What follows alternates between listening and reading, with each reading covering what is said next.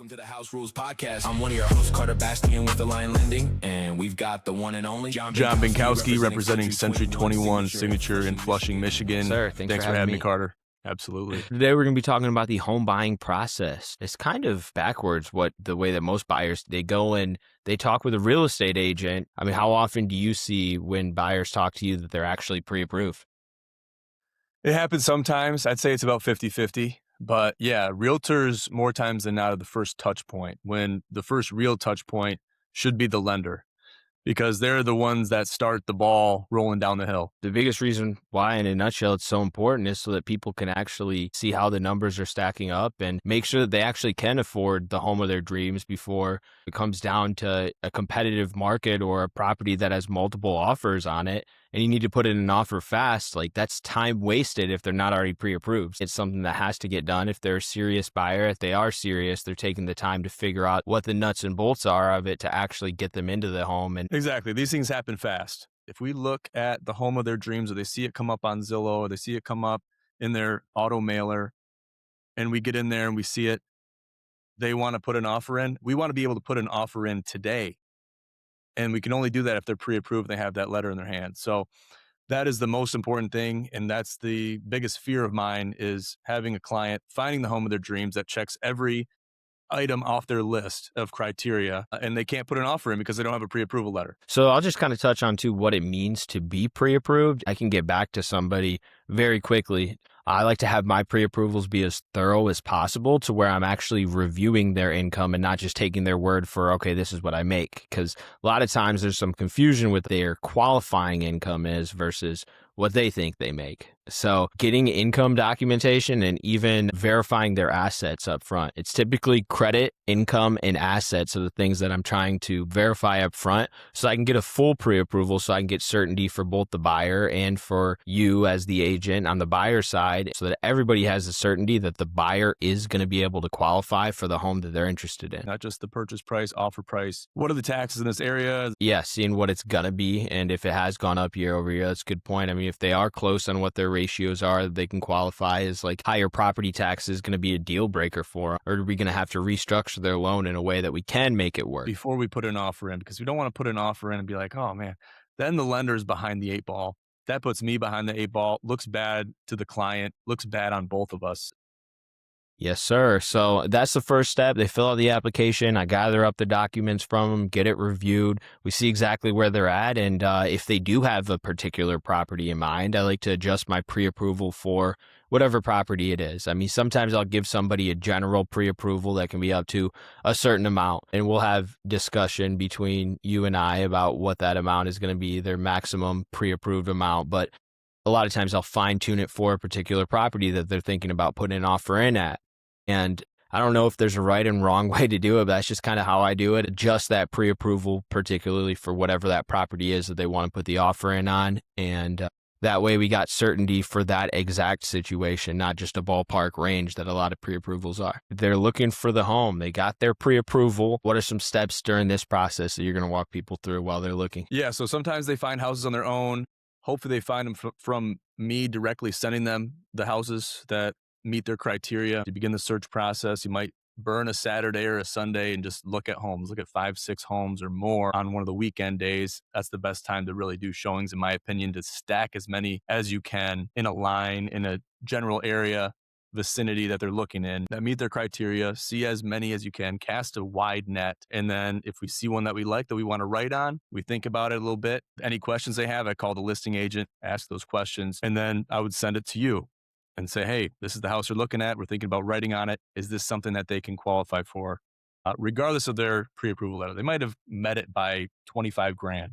They might have 25 grand of cushion, but I still want to run that by you and make sure that everything is going to be okay. Collaboration at this part too is something that's kind of underrated. Your real estate agent and your lender be in sync and collaborating with each other about strategy when they're writing the offer. As far as writing an offer that's competitive and making sure that you're going to be able to have the most appealing offer when you're putting it in is, maybe doing if it's something the seller's trying to close quickly, like a 25-day close or a 20-day close, figuring out where we can work together to put together an offer that's going to be competitive and put the buyer in the best situation possible.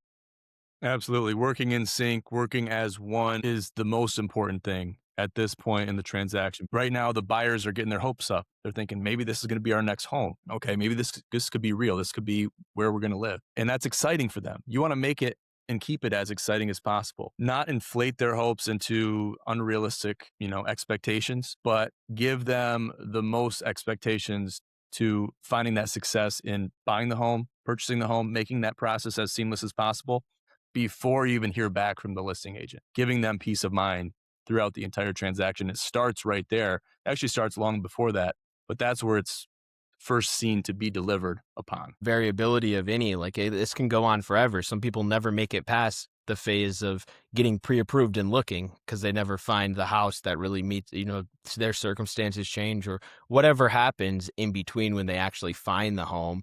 That home never comes up, whatever it may be. This stage can go on for a long time and it's frustrating sometimes. So, Right. but then in other situations, like you said, maybe they have that home in mind. The first one that they find, they put an offer on, it gets accepted, and you're moving on to the next stage. So it really just depends. And that's a dream scenario for you and me because Yeah. we're making the clients happy. We have to deliver on our end, communicate with the proper parties, make sure everything works seamlessly, and just do our due diligence, do the best we can to see the transaction through to the closing table.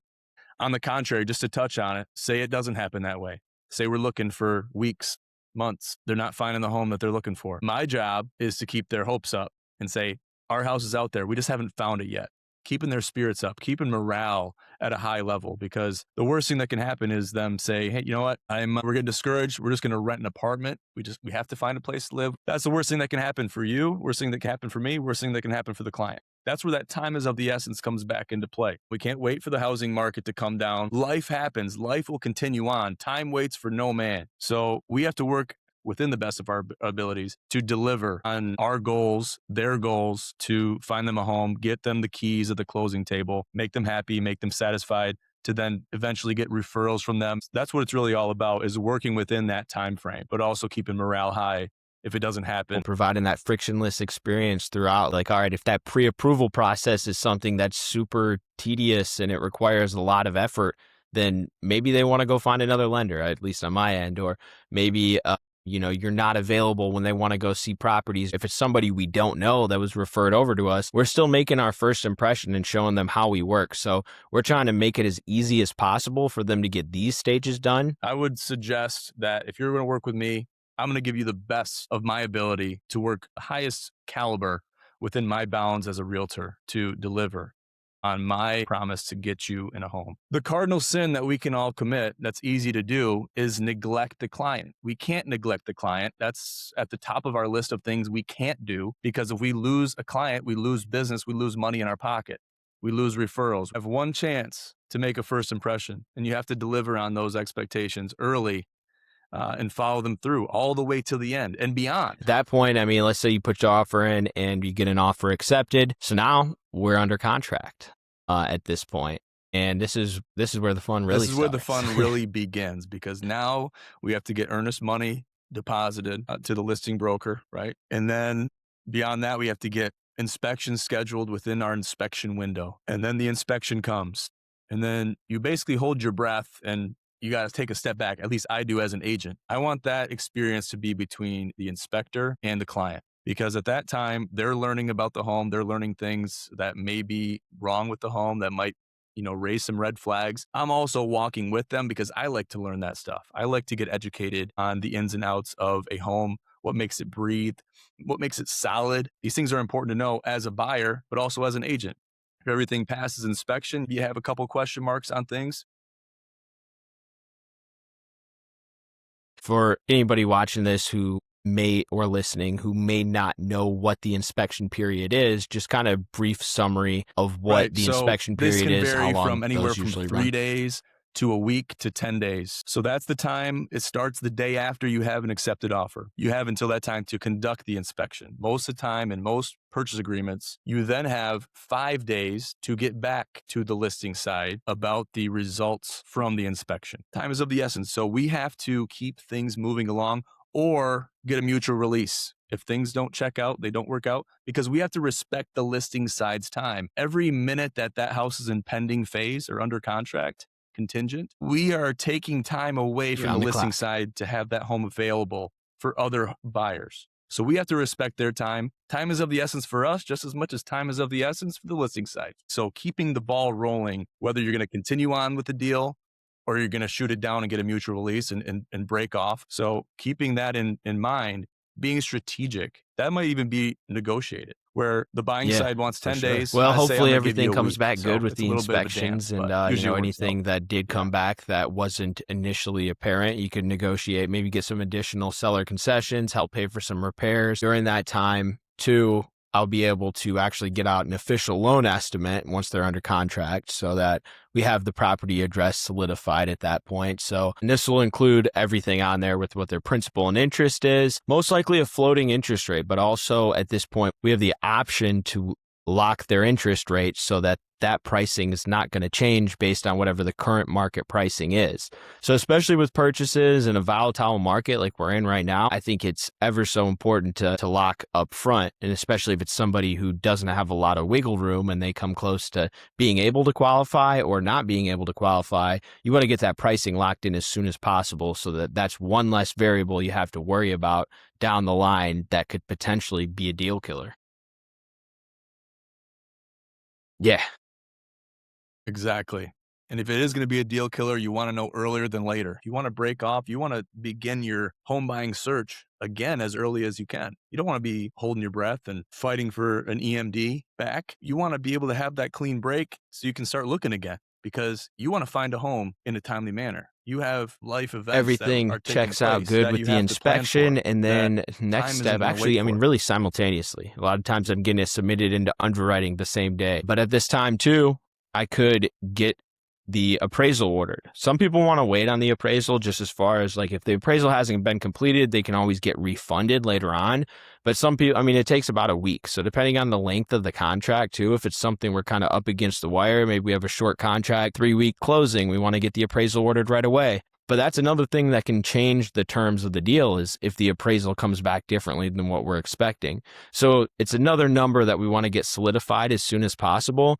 And it's going to be a third party that comes in as the appraiser. We don't have much say in it at all intentionally. I mean, for compliance wise, we got to kind of just let the appraiser do their thing. Sometimes there's nuances within the home that you don't see on paper. Maybe there were some improvements that were made. So those aren't going to be taken into account. So the appraisal could come in higher than what we were expecting. I know that there are some like appraisal contingencies that can be written within the contract as well. So is there any ways that are worth calling out that you use appraisal contingencies strategically when you're writing an offer? Usually it's a safety net where if this happens, then this will happen. Okay. If appraisal comes in lower, then you agree to take this price.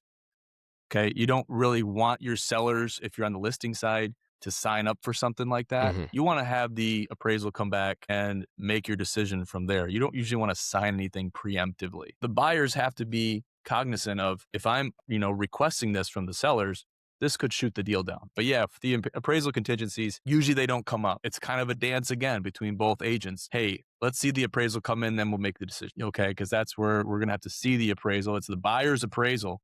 But if they want to use that as a bargaining tool, we're going to have to see that appraisal just because we want to be able to see the document. We can't just take your word for it. So it's a little bit of a dance, but it's a dance I'm happy to do. Good, though, that anytime that there is something that comes up throughout the process that's not falling on the buyer, like if they review the income underwriting, that is, if they review their income and they find out they actually are qualifying them with less, and that's an error on the lender side. That could be something that could screw over the buyer and it could put their EMD at risk. But if it's something that's property related, I mean, you still have some leverage there to be able to negotiate further seller concessions because it's something that didn't come up initially, but you were made aware of. Exactly. Yep. And I've had this happen before where the appraisal is done. We get to underwriting. Now the underwriter needs to see more confirmation. Maybe the home inspection wasn't that clear on the condition or the soundability or the structural integrity of the foundation. Might be an old house, might be early 1900s. So the underwriter needs to have more proof. They need to get a foundation expert out there and confirm that this house as is is sound and safe to live in. It's habitable. They need that to be signed off upon, basically, from a licensed professional, because a home inspector isn't a licensed foundation expert. So that's information that they need to do their due diligence, not only for themselves, but for the buyer. They're protecting the buyer's investment by doing that extra step. You got to almost give the underwriter kudos for doing their due diligence for the sake of the buyer. Mixed together like three words. I've seen that on my approvals before is, there's things that come up in the appraisal that if it does affect the safety, soundness, or structural integrity of the property, it's something the underwriter is going to want to look into more, or it's something that the investor is not going to be able to lend money on if the property does pose Jeopardizing the risks. safety of the inhabitants.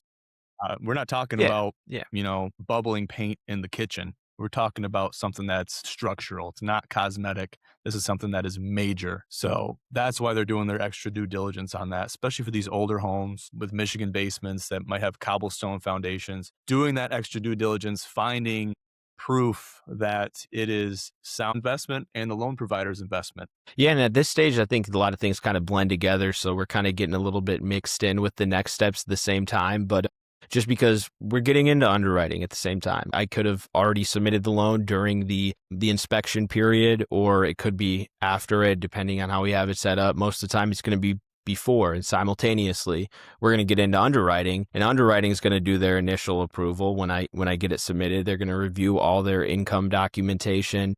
I may or may not have assets submitted at this point, like the most recent bank statements, sufficient assets to be able to close this loan, but we might need additional documentation from them, or there might be something that we didn't submit initially that the underwriter calls out that we didn't know we were going to need.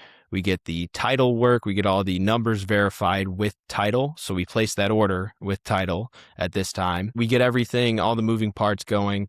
I start talking to the buyer about solidifying their homeowner's insurance provider, because they may or may not have an insurance provider that they're familiar with working with. If they haven't already started working with somebody, I can give them recommendations. But these are all things that we know has to get done. Try to stay on point with our timeline. Typically, we're going to get an answer back from underwriting within about 24 hours. Most of the time, we get a loan submitted that same day, we're going to hear an answer back. So we'll know at that point, once we get the initial approval, what exactly it is we need from underwriting based on everything we have at that point. Like if something comes up on the appraisal, there could be additional documentation or additional conditions that come up from underwriting that they could add to the approval, that this is what we're going to need to be able to get this buyer fully approved. But we will have a pretty good idea at that point of exactly what documentation remains in order to be able to fund that loan. Really fun, because I've had FHA offers come in with FHA financing where the underwriter will come back to me post appraisal communication with either the lender or the underwriter and said, hey, there's peeling paint on the porch. We're going to have that fixed before we could process this loan. There's certain things that are very specific to the type of financing that the buyer has. So that's when I get on my paint clothes and I go to Home Depot and get a can of paint and some paintbrushes and some rollers, and I'm painting the porch, because I want to get the deal to the closing table. I'm going to do that extra work to make sure it happens. I'm not going to put that on the seller to do. I have that interest because I want to sell their home. I have the interest for the buyer. I have the interest for everybody. Too. My goal is to get to the closing table, and that should be everyone else's goal too. But I'm going to intervene. Yeah. I'm going to make sure we get to the closing table, and I'm going to die trying. So getting that information early in a timely manner, knowing what has to be done if there's simple fixes that aren't going to require a ton of money from the seller's side. So I'm willing to do that extra work for not only the seller, but for the buyer, for the underwriter, for the loan officer. So we worked through all the conditions. We get everything cleared off, uploaded and reviewed by underwriting. And now we're getting close to the fun part, handing them their keys. But clear close, CTC, favorite three letters. That's the three most beautiful words in real estate. Being a loan officer, lender, whatever you are, title worker, okay, closer, especially, they play a very integral role at the closing table. Throughout that entire process, from the appraisal to the clear to close, we're communicating. We might need information from each other. We might need certain criteria, certain forms to be signed, etc., just to make sure everything goes smoothly once we get to closing. We don't want any surprises once we get to the closing table. We want to have a smooth, seamless process for the buyers and for the sellers. Usually there's some feel-good stories that take place. Usually the sellers are telling the buyers about quirks about the house that they might not know or might not have seen in any of their showings, in any of their inspections. So getting that to take place is the best thing. That really gives me a feel-good moment, makes me feel warm and fuzzy inside. I love it.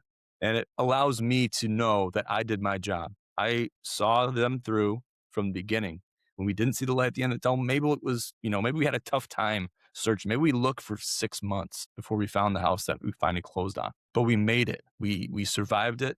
Sometimes clear to close doesn't actually mean clear to close, though. I mean, if we moved a DD condition from the departing residence, if they're using funds from that property to be able to close on the new property, sometimes you'll need to be able to see that CD, or you'll need some sort of closing documentation from that sale of their home that they're selling in order to be able to exclude that from their liabilities. We could be getting clear to close 2 weeks before what our scheduled closing date is. That works for everybody. Maybe we can move up the closing a little bit if that's something that both the buyer and the seller are interested in, beneficial for all parties. But we're going to be communicating that with our clients, with our client, and then the seller. At that point, like you said, start singing Kumbaya and sail off into the sunset. That's right. Yeah, you mentioned a good point there.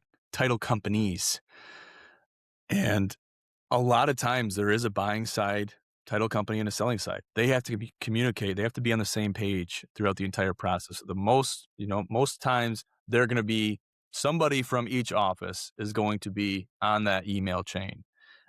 So having that communication, having that seamless communication and transparency between both title companies, both the seller side and the buyer side, is integral in getting a smooth transaction, a smooth closing experience for everybody. So yeah, or else on closing day, you might find out from the seller side that there's actually a discrepancy about a quarter square yard of property line or something crazy that needs to get worked out that you had no idea was going on the buyer side. But that's, why it's so important to have that good communication on both sides of the transaction. Right. And there's something that we forgot to mention is that final walkthrough, making sure that everything before you go to the closing table and sign the paperwork, that everything is how it should be. They didn't take the big chandelier out of the foyer. Oh, we didn't forget to mention it. That's where we're at right now. We haven't got to the closing table quite yet. We're preparing. So I'm jumping the gun. Go ahead. No, so you're on point. So, all right, at this point, the final walkthrough. What are we doing? Let's say we're coming up towards closing date. We got everything scheduled. We're good to go. And sometime before closing, I know a lot of times it happens on the day of closing. I don't know if you do that just to kind of make it easier for the buyer to get everything done in one foul swoop. But yeah, tell me about that. Yeah, so it is taking place on the day of closing. So you go in slightly before the closing time at the designated location, and you go through the home one more time. You walk through, make sure everything is there, make sure everything that is a fixture, that means bolted to the walls or the ground, that doesn't leave the home, it's part of the home, right? You want to make sure all that stuff is still there. You want to make sure everything in the personal property sheet that was disclosed, might be the fridge, might be the washer dryer, it might be the grand piano in the family room. If that was disclosed upon, you want to make sure that that is present in the home before you sign the paperwork, because if it's not, that is your time to bring that up. Because if you sign the paperwork and you don't do the final walkthrough, you sign the paperwork. So you got to do your due diligence. I have to do my due diligence as the agent to make sure that every T is crossed and I is dotted with that final walkthrough, and make sure everything matches with the paperwork stuff. I sit back and I usually take a pose like this. Yeah. And I just listen. I watch, I take in all the emotions that the buyers are taking in. It's a special moment. And I've been on both sides of the transaction, and it's special for all sides. It's exciting. It's a great day. But that's where I can really take a back seat and just watch the magic happen, because my job is essentially done at that point for that day. But my job has just begun with those clients, because now the follow-up comes in. Now I'm checking in on them from time to time and seeing how they're doing. How do you like your new home? How are you kind of growing into your new location and your new home? Follow-up. The key is checking in and not forgetting about the client, because they helped you get there just as much as you helped them get to where they're at. So absolutely. Closing is a celebration for everybody, but it doesn't stop there. I mean, I know that we're going to stay in touch with them, and not only for the sake of developing that relationship to continue onwards. We want them to continue to be thinking about you the next time that they go to buy a home. But beyond that, you're developing a relationship with them. You're helping them through a very significant purchase, probably the biggest purchase that most people are going to be making in their goal lifetimes. there is to make friends. You want to be friends with these people. You want to be their guy, but not only their guy, you want to be there forever. You want to build these things that will be sound and have a lifetime guarantee, but that's going to take work and that key. Creating some sound relationships with a lot of structural integrity. For me, a lot of the times too, at the closing is the first time I actually meet clients in person. Compared to your perspective, you're going and seeing properties with people and you're seeing them face to face all the time. A lot of times for me, showing up at the closing, which I try to do almost every closing, is that's the chance where I can actually look them in the eye face to face and meet them for the first time, because we've only talked on the phone up to that point, which is a completely different perspective than you Because as a there are real lenders estate that agent. don't come to the closings. They're not required to come to the closings, but the ones that do, they're the ones that really flip the switch and keep that relationship burning brightly. And the funny thing about what you just said is Yeah. a lot of times for me, that's the first time I get to see the lender face to face. So the more contacts that you can build and put in your network, right? A lot of the stuff, the client, the buyer, the seller, they really don't have to know much about it. We're leading them in the right direction. They're putting a lot of trust in us. We're telling everybody here today about what goes on behind the scenes, what goes on behind the doors of the factory. This is what's going on. And we love it because we are doing all these things that are not necessary for the buyer to be 100% hands-on with. We want to lead them in the right direction. They're still hands-on throughout the entire process. We'll be there with you every step of the way. That is the home buying process In a with nutshell. That's how we like to financing do it. in a nutshell. Thank you guys for tuning in to the House Rules podcast and listening to Carter and I talk about the lending and the real estate process. We'll see you guys here next time. Thank you so much.